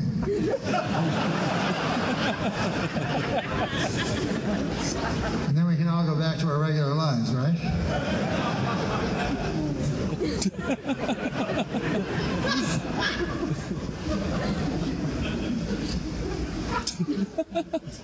My mother said, oh, you would want to be a burden. I'm like, oh, no, God forbid I should fucking interrupt your bridge game every 2 days. the back of my hand to let me know that I am, you know, but... By the way, I don't have just one plug. I have a series of plugs. A labyrinthian surge protectors all over the place. Think I'm going to have one plug? And a janitor comes by with one of them wide brooms. They love their wide brooms. Knock out my fucking plug. My brother slipping him a 10 in the fucking hallway later. I know the wicked ways. My mother said, "You don't want to live forever." I don't know how she could misunderstand me so much. Like, that's what I think about every day of my life. How can I live forever? She's like, "You get bored," you know. I go, "Yeah, no, you're right. I never looked at it that way." Boy, that would be boring, just living forever and experiencing everything that could ever be experienced. Experiencing everything you could imagine. Experiencing anything you couldn't imagine. What a honor that sounds like. Hey, not like your idea of being buried underneath the earth. That never gets old. I want to live. Now, I'm lucky enough to be a Christian, so I will live forever no matter what. But I don't want to die and then live again. I want to live until the Messiah comes. Now, maybe he doesn't come for 600 years. I'd like to somehow live for 600 years. Then the Messiah comes. I'm like, finally. It took a long time. All right. Let's wake up the dead, guys, and thank the Lord I didn't have to die. So I guess I want to have my cake and eat it too. It's funny, you know, when I was a kid, everybody believed, and now nobody believes. Like, every time I say I'm a Christian, I feel like I may as well be saying I'm a retard. Like, the way people look at me. You know, because I know I'm not smart. I'm not Bill Maher, you know what I mean? I haven't figured out the central question that has plagued man since the dawn of time, like Bill.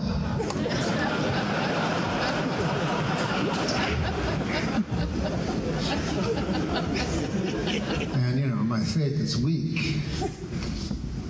I try. But here's how weak my faith is. Here's how bad a sinner I am. Like, I try to follow the scriptures. I try to be a good Christian, and yet I eat apples. It's on page 1. Page 1. Worst thing you can do. Only bad thing you can do at that time. That's why, I've never seen a book that thick that turns so fucking quickly. You're on page 1, you're like, God damn, this is the coolest story I ever heard. Whoa!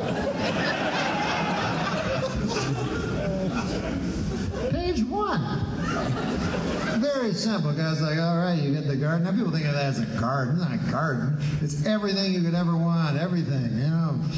You want the greatest ribs ever, it's over there, you know. You want this thing, it's over there. All God says is one little thing. When I come down to talk to you once in a while, I like apples, I'm going to have a fucking apple tree. So stay away from my fucking apples. And everything's cool. You get everything there is, except an apple. And you turn to page 2, and Eve is like, fucking apple. You're like, God damn. Now, I have nothing against women, you know, I'm not misogynist or anything like that. But certain women. And I'd put Eve right on top of it.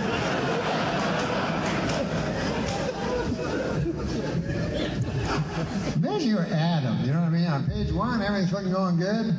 And then on page 2, you're walking, doodly-doo, doodly. Huh! He said, like, Eve! But then he's grasping on to hope. He's like, what? Are you eating a pear? Is that a Bartlett pear or something like that? Oh, no, it's an apple.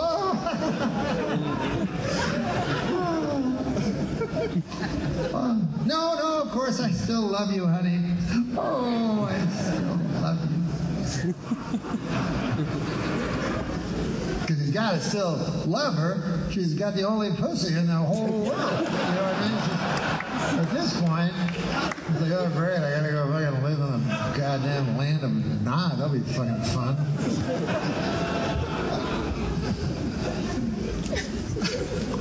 And then, so I got a fucking, a thing in my back where it's a bulging disc. Eve was hungry for an apple.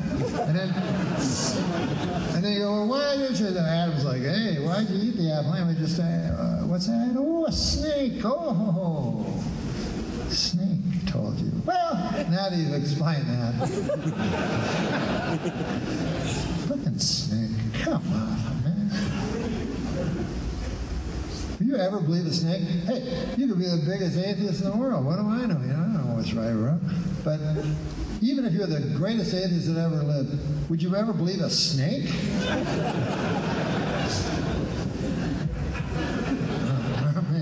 Here's what now, if I were an atheist, and I don't think I'm strong enough to be an atheist, to be completely honest with you. And I'm probably not smart enough to be an atheist. But let's say I was real smart, like Bill Maher, and I knew that I was right, and the people who believe in God were fucking idiots. Which I've heard them say. To me.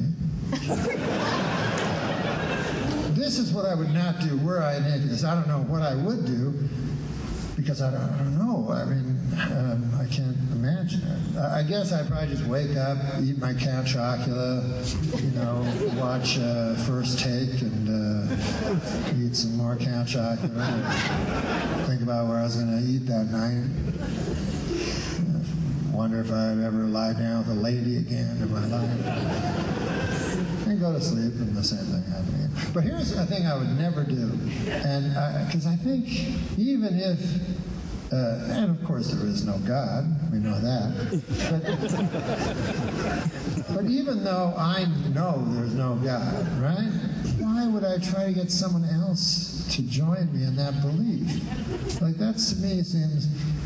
Well, it's not a sin because there's no such thing as a sin, but it seems like a very bad thing to do. You know what I mean? Just because you're smart and they're not, you're supposed to go, excuse me over there. Yes, you with the glister of hope in your eye. Come on over here. I want to tell you something. Here's the thing. It's all meaningless. See, you're born, you get sick, and then you die, and they put dirt on you. Anyways, you want to come over to my house and talk all the fucking day with me and my friends about it? That's all we do. I have a podcast, so would you like to do that? Would that appeal to you? I would never do that. Never do that. So anyways, I try to be, The one thing I do worry about, though, is what if you chose the wrong God? If you know, because sometimes you know within your heart that there is a God. And all you have to do is look at other people.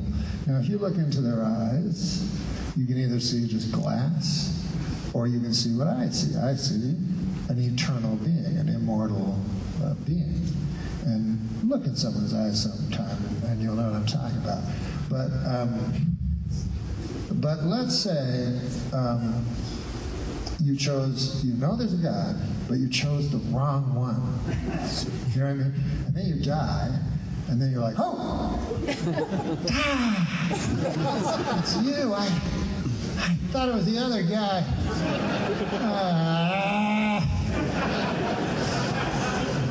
Should have been slaying infidels the whole time.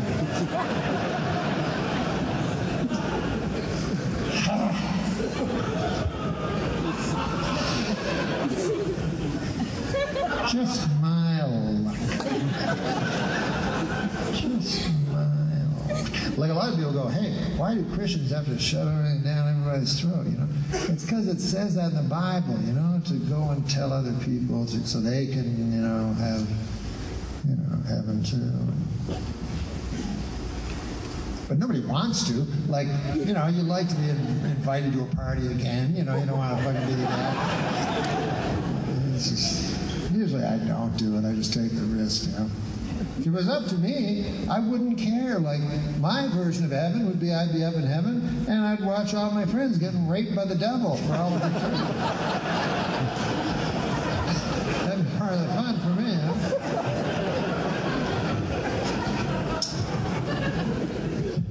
But you got to do your best, you know? And God, I did not mean to be preachy. Boy, if it comes off as that, I apologize completely. I hate preachy people when it comes to their religion. All I'm trying to say is if you want to get into heaven, you have to go through Jesus Christ. That's all. You know,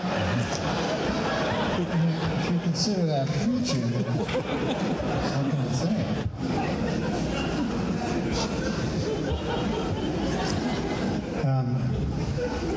It's funny with the Ten Commandments because they seem so arbitrary, you know?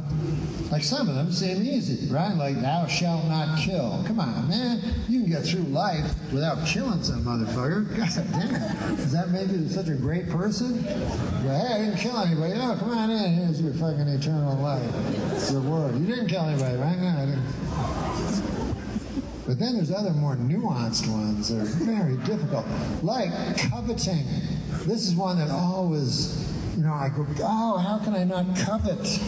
Like, it's just so in me, and I don't know how to escape the human bonds of covetousness. Like the commandment says, thou shalt not covet thy neighbor's ox. Okay, first of all, this is unfair because some people's neighbors don't have an ox. So they're just fucking off the hook on that one. Meanwhile, what about me? I got an ox, right? Off this Mexican guy. It doesn't matter what race he was, but the point is I shouldn't have gone cheap. I should have got a new ox.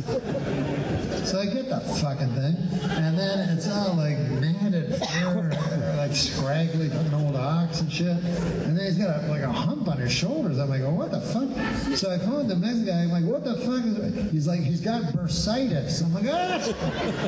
He's like, yeah, like Nixon. I'm like, Nick, what? He's like, as long as he doesn't pull anything or lift. I'm like, what? An ox? So anyways, now I'm stuck. Nobody wants to buy it. I got the ox. It's like gross ox. It's like sitting in my garage all day, you know? And I can't do anything about it because there's that other commandment, thou shalt not kill. So I can't, like, you know, kill my ox. I'm just stuck with it. So then, now I leave my house, right?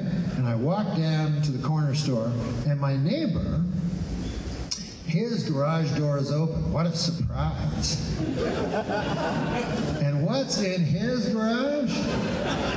Just the most beautiful, like lustrous, I don't even know what the color is. It's sort of like aquamarine with steel blue, shining, the top Belgian ox. My neighbor's like, you like it? I'm like, no. I got my ox, see? I like it. I don't like me, I like my life, I like my ox.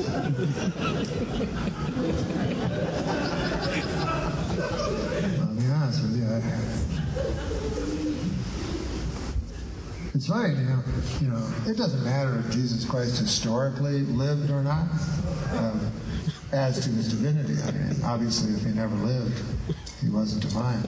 But most scholars now say that Jesus Christ actually did live, and he did exist in history. And this was interesting. I didn't know this. I read it on BuzzFeed the other day. Did you know that they now have almost certain proof that Jesus H. Christ lived also?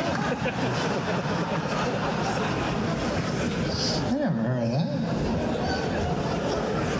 Well, they found these scrolls and everything about his story, a tragic story, because he also was born in Bethlehem, and so he's always being, people thought, he's a barber. And anyways, they're like, you're the carpenter of the car. No! Your father's Joseph. Yes, his father was Joseph too.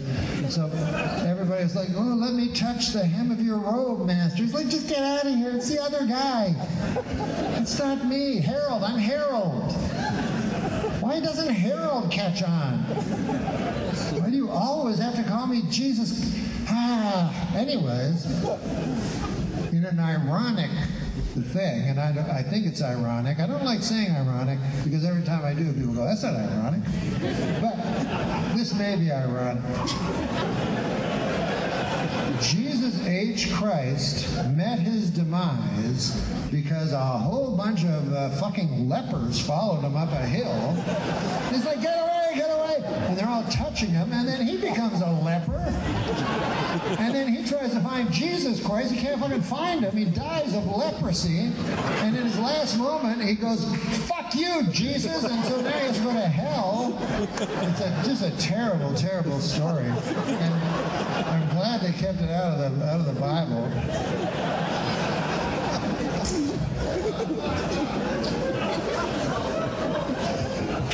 I forgot. I was going to tell you a story about meeting Matlock, and I forgot.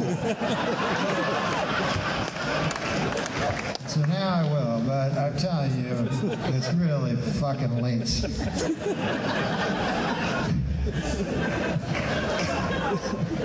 And here's the thing. Here's happiness, how fleeting it is. Like right now, I'm happy. This makes me happy talking to you guys.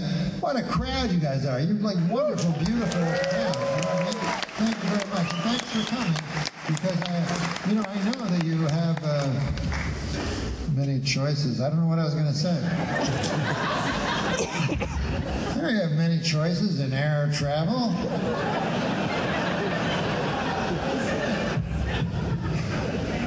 What about when there are no other choices, Like you're like, and the guy's like, well, thank you for flying Aleutian Airs. We'll be landing on the Aleutian Islands.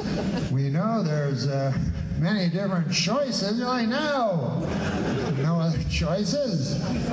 Only Aleutian Air. But here's how happiness can turn on a dime. Like, so I'm happy right now, right? Love you guys. Look out. There's all these immortal. Next time, let me just give you a thing. When you see a homeless guy next time, look at him. Look into his eyes. Know that he's an immortal being looking at you as an immortal being, and try not to give him money because it's impossible. Okay. So I look at you. I see eyes that are filled with love and some glassy and dead, but mostly. That makes me so happy. But this is how fleeting happiness is, because right over there, I'll walk after I finish here momentarily. I'll go over there. You see, here's how it works. A light goes off in the back, all right? So the light goes off when you're supposed to get off. So that's a long time. So it goes off. Now that light means get off. Amscray, Then you ignore it and time goes by, and then it starts going faster. And then you ignore it again, and then fuck, it's flashing like so angrily, just a blur of red,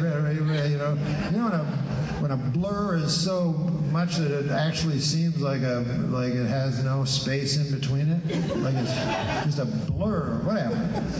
Blurs. I don't have to explain what a blur is. I never had to, and I won't tonight. Like a hummingbird's wing. That would be a blur.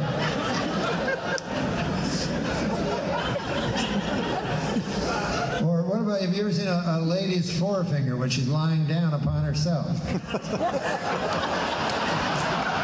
Like it's a crazy blur, you know? And then you remember what you were doing, you know, you're like, did I get anything out of that? Huh? What's that now? She's like, no, I'll take care of you. Yeah. And then the blur, and then I just stroke their hair. So we get through it. But anyways, all I'm saying is that I'm happy right now. Moments from now, I'll go over there, just 20 steps, and then boom, it's that Frank or whatever the fuck his name is. Oh, he's right there. And then I go from happiness to over there, and Frank's like, light, light, people, that's a pain. And I'm like, I haven't seen no light. What do you think of that? He's like, you didn't see a light, huh? Even when we flash it faster? No, I didn't see it. Try to tell you. What do you want me to tell you? Well, it was a blur. Remember we made it a blur so you'd see it? Tell me you didn't see it then? No, I'm fucking telling you I didn't see it. What the fuck? Is something wrong with you? Or what? So really? Because Sean was saying that you were talking about the light. I don't know who Sean is. I don't know what show Sean's up. But I swear, on the life of my daughter, I don't have a daughter. Somehow a little trick for you. I swear on the life of someone who never had a life in the first place. So anyways, I will tell you about meeting Matt Locke or Andy Griffith, however you want to refer to him, depending on how inside show business you are. I'm at an airport. I look in a bookstore, and there's fucking Matt Locke, right? So I go, God damn, my chance to meet Matt Locke. Now, I had just moved to Los Angeles. I was not in show business. This is the first celebrity. And I go, I gotta meet him. So I went to the bookstore, and he's reading one of those big fucking thick books. You ever see those? Right? Make you sleepy and shit. So I go, I'll fucking pick up a big thick book and stand beside him. You know? So that was my plan. So I get this big thick book, right? But he's looking the other way, right? Matlock. So I say, God damn it, I didn't see that shit coming, or something like that. And then he looks over, right? And he goes, it's nice to see a young man that likes literature, you know? I was young back then. So I said, oh yeah, you know, I'm clever. I go, yeah. I go, I love books. You know, I go, I love books about lawyers. You know, I love lawyers.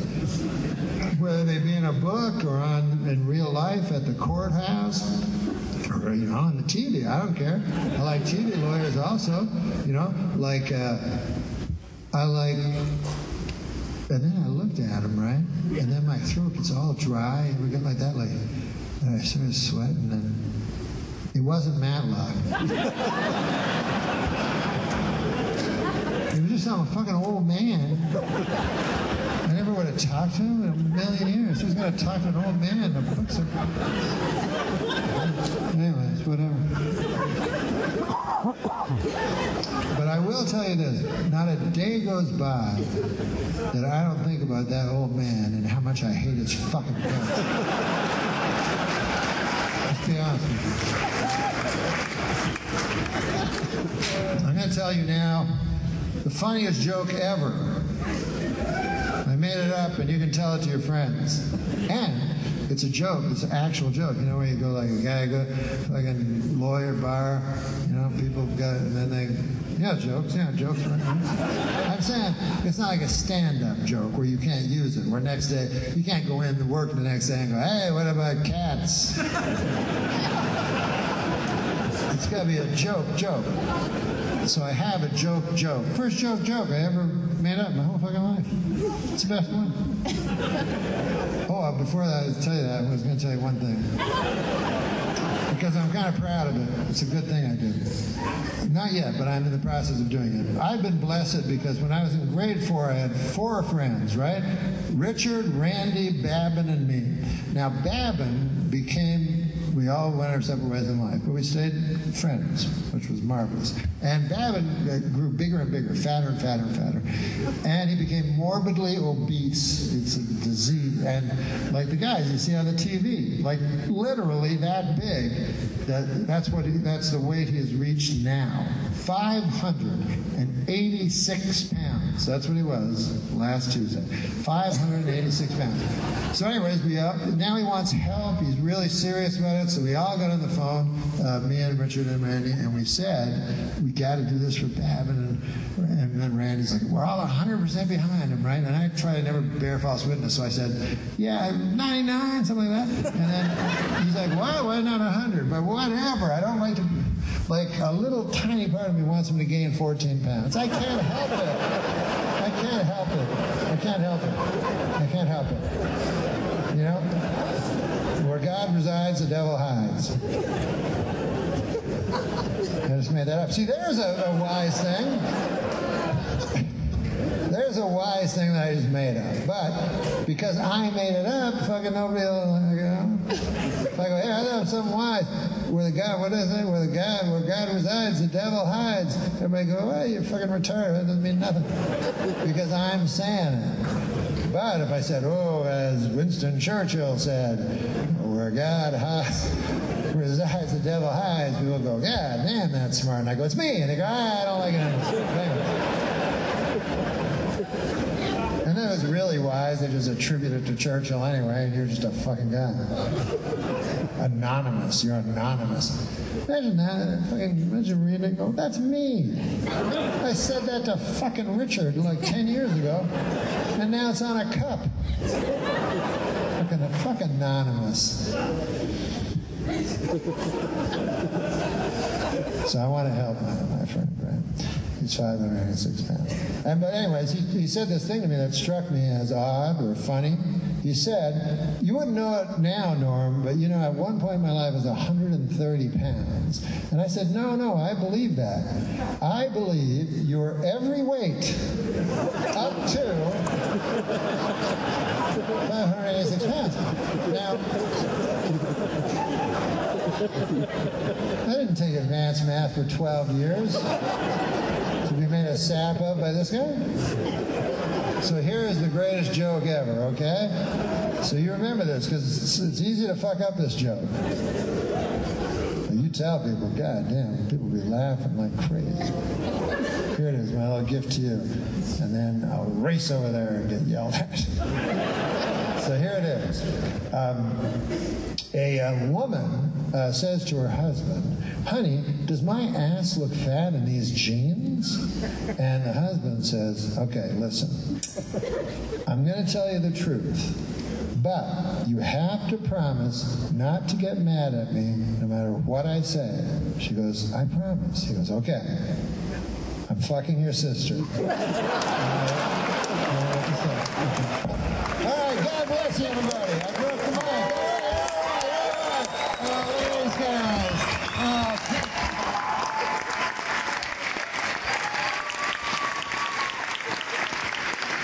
Keep it going for Norm Macdonald. And let's have another hand for Stevie Ray Francis, the Holy Atheist. Thank you very much. You're great. Thank you.